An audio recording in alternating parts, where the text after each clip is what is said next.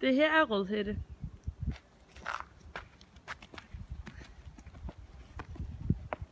Rødhætte, hun er glad.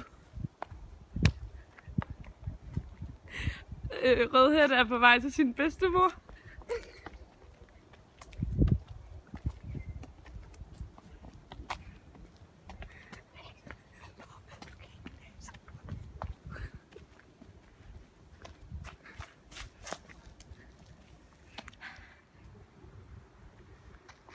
På vej til bedstemoren møder Rødhætte denne flotte gut, Ulf.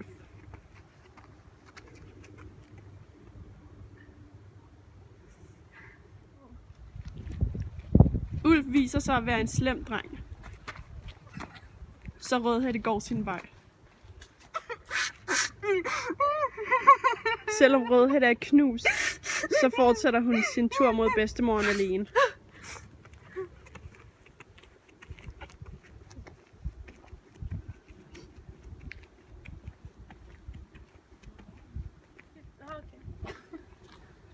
I det her Rødhætte kommer længere og længere ind i skoven, lærer hun mere og mere om sig selv og bliver mere og mere nysgerrig på den voksne verden.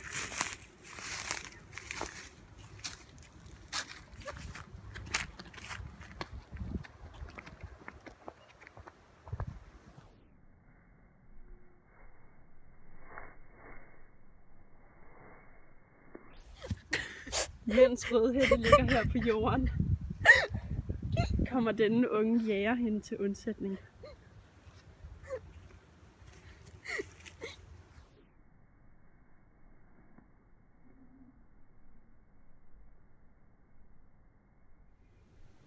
Da det gik op for Ulf, at han havde mistet Rødhætte, fyldtes hans hjerte med sorg, og han ville have Rødhætte tilbage.